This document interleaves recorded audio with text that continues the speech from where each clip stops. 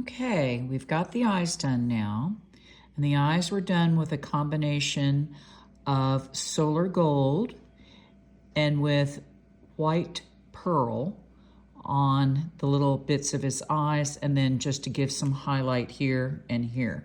Now, moving on to the face, I have created this right here, which is 2/3 bright gold and 1/3 pearlescent white. You know, we did this up here, but we made it 50-50. Now, I want the owl to look uniform. In other words, I didn't want to mix and match different colors. I think it's easier to create different tones and values using the same colors. So it's not as light as what is up here, but I wanted something lighter to go in the owl's face. So what we're doing first is putting down the base coat. This is going to be the bulk of what we're going to see on the owl's face. But once we're finished this, then we're going to come in with darker gold and with some of the reddish and the purple highlights to blend that in. So I'm going to go ahead and do both sides of the face and then come back and show you how we're going to put the highlights underneath the eyes and on either side of the face.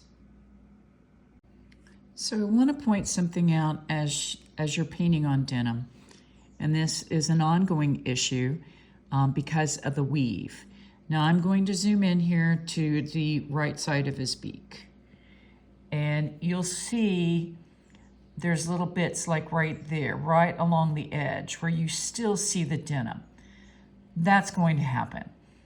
My suggestion is, as you paint this, you're going to put a first coat down and proceed across the whole entire owl's face. I went over onto this side, and I'm going to have to do the same thing here. So you can see little bits of blue where the paint just flat does not cover. So again, don't be alarmed by this. Just come in after the fact and work your brush. Work your brush closer and closer to the edge. Now I'm using really small headed, round tipped brushes. To me, when you're working with these metallics, it's really the only way you can kind of control the brush. So see, I got that pretty much covered, but it almost always, now I see some bits right here too. Let me again zoom in, if I can do this. Yeah, so see, you can see little bits of the denim showing through. So again, dip your brush very carefully, very, very, very carefully. And when I say very carefully, I mean barely touch your brush to the edge. Now, of course, I just got some on the black. That's okay, we'll come back in later on. But notice I'm using very small, tiny strokes to apply tiny bits of paint onto, and I'm going to see if I can swoop that up there. Very good. So I apologize for the microscopic look. I just know that when people are coloring this, that the one thing that they're going to come away with is, oh gee, I still see the denim. You will see the denim after your first coat. That's why you really need to think about putting 2 to 3 coats ultimately on here in order to cover up the denim and really get a good painted effect. Okay, I'm going to go ahead and finish this, and I'll be back with the remainder of the colors along this side and on this side to give the contrast to the current feather.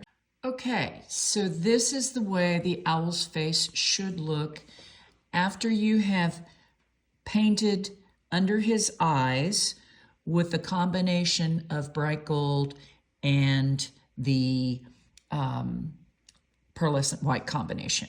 Okay, now we made this solar gold for under the eye, and that's one's right here. Here's what I'm going to tell you to do. You're going to go ahead, now this right here is sunset gold, okay? And we don't want to take away from the darkness underneath his chin, because the color should be darker under his chin. But we need still some contrast. So here's what I'm going to suggest. With the leftover solar gold that you used on the eye, you're going to take some of the sunset gold and you're going to mix it, I'd say about, again, oh, you can go up to half and half. And you're going to mix this really, really well, okay?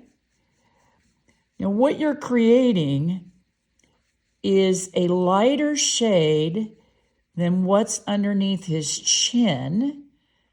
And let's just see, let's just test this out.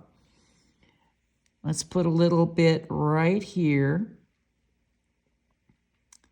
because what we want to do is we're trying to create some contrast, but not so much that it competes with the sunset gold underneath. So ever so slightly put in little strokes of this mixture on top and right next to, and you need to be very, very careful. Try not to get too much paint on your brush. And really we want to focus on the lower feathers next to his neck, because that's where our sunset gold is anyway. We'll get to the upper part of the face in a bit. I'm going to use some different colors up there. And even if you go over it slightly, there's still contrast there. So it's not like you're putting the same color, but you're putting on something that complements around the color that's already there. Now again, remember, you may have to go over this a couple of times, cover up the little spots. That's why I should always work with it with a small brush as you do this. But this way, and don't worry about the black. Again, we are probably going to have to go over everything with a black marker to reestablish most of the lines. I mean, obviously you want to try to not cover all of them up, because we obviously need to have them to go back over with once this is dry and finished. But again, just, that's probably too much right there. I probably need to go back and lift some of that up. And the way I do it, or the way I have been doing it, is I'm going to grab my tip and I'm just going to pull some of the color off. See there? Let me scrape that one more time. You can actually, see? So I'm revealing the black without taking away the color. So that's just using the tip of the paintbrush, particularly those that have a nice flat side, which some of them do. Okay, so now what we're going to do is we're going to come in on either side and pick up that tiny bit of gold that it's close, but believe it or not, when you see it in person, there is still, it's a lighter color than the full sunset gold like that we have down here. All right, stay tuned. Let's go ahead and get this all finished up and move on to underneath the eyes. Quick tip. So I've just put the darker gold over here, the combination of the sunset gold with the solar gold. And I find sometimes it's easier to turn the fabric. And let's focus in here a bit on the eye where I'm coloring. Notice the texture of the weave. It's kind of going in this direction. So let me show you why I turn this. Is because it's easier for me to actually get the paint going in the direction of the weave, and that way I can work right up to that eye and not get too much on the black. And then I can actually feather the color out. And I find it's just easier working with the weave than against it. So consider doing that as you're working on this, to turn your work around so that you can work with the weave and get more paint into the structure of the denim itself and its weave.